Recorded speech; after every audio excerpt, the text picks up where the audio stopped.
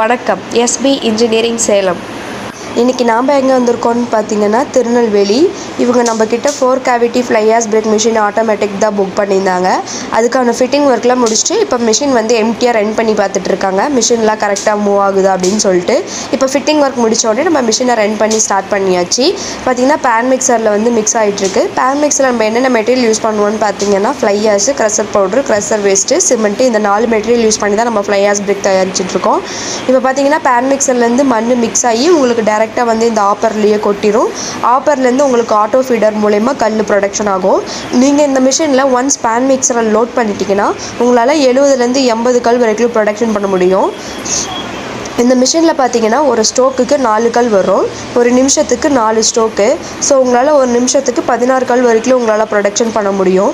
நம்ம மிஷினில் ஒரு கல்லுக்கு 10 டன் ப்ரெஷர் கிடைக்கிறதுனால ஒரு கல் கூட உங்களுக்கு உடையாது. அதை நீங்கள் இந்த வீடியோவிலே பார்க்கலாம்.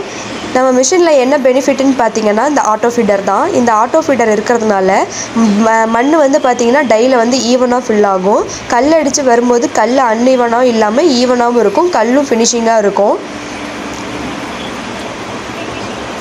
இந்த மிஷின் கூட நம்ம என்னென்ன பொருள் கொடுக்குறோன்னு பார்த்தீங்கன்னா ஒரு 4 cavity fly ash brick machine, 400 kilo pan mixer, ஒரு பவர் பேக், ஒரு பேலட் ட்ராலி, இது எல்லாமே சேர்த்து நம்ம லோ காஸ்ட் ப்ரைஸில் தான் பண்ணி கொடுத்துட்ருக்கோம்.